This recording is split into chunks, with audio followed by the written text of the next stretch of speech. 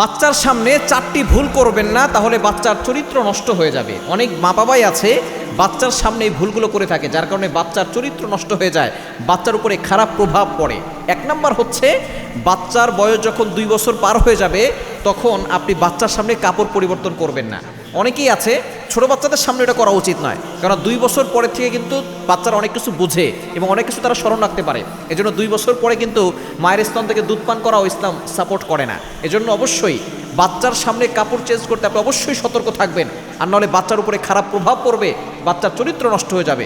দ্বিতীয় নাম্বার হচ্ছে, বাচ্চার সামনে কখনো অন্যের সমালোচনা করবেন না। অনেক মা বাবা এমন আছে বাচ্চার সামনে অমুক কি করেছে তমুক কি করেছে গীবত করে। আল গীবাতু আশাদ্দু মিনাজ জিনা, গীবত ইজ হার্ডার দ্যান ফরনিকেশন। জেনার থেকেও গীবতের তাওবা অনেক কঠিন, কেননা যে ব্যক্তির ব্যাপারে আপনি গীবত করেছেন তার ব্যাপারে তার কাছে ক্ষমা না চাইলে আল্লাহ আপনাকে ক্ষমা করবে না। এজন্য এই গীবত, অন্যের সমালোচনা, এগুলো বাচ্চার সামনে করবে না। এই বাচ্চা বড় হয়ে অন্যের গীবত করবে, সমালোচনা করবে। এবং 3 নাম্বার হচ্ছে, বাচ্চার সামনে ঝগড়া করবেন না।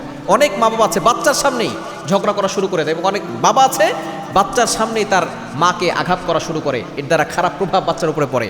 কথা কাটাকাটি হতে পারে, বাচ্চা ঘুমাবে, তারপর আপনারা আস্তে অন্য রুমে গিয়ে কথা বলবেন, বাচ্চাকে সরিয়ে দিয়ে এরপর আপনারা কথা কাটাকাটি করবেন। কিন্তু আপনারা বাচ্চার সামনে ঝগড়া করলে বাচ্চার চরিত্র নষ্ট হয়ে যাবে, প্রভাব পড়বে খারাপ। এবং 4 নাম্বার হচ্ছে, বাচ্চাকে মিথ্যা প্রতিশ্রুতি দিবেন না। বলে, বাবা তুমি এটা খাও, তোমাকে সাইকেল কিনে দেবো, পরে আর সাইকেল কিনে দিচ্ছেন না। এই যে মিথ্যা প্রতিশ্রুতি দিচ্ছেন, এটার দ্বারা বাচ্চার খারাপ প্রভাব পড়ে বাচ্চা আস্তে আস্তে মিথ্যাবাদী হয়ে যাবে। এজন্য এই 4টি কাজ বাচ্চার সামনে কখনো করবেন না।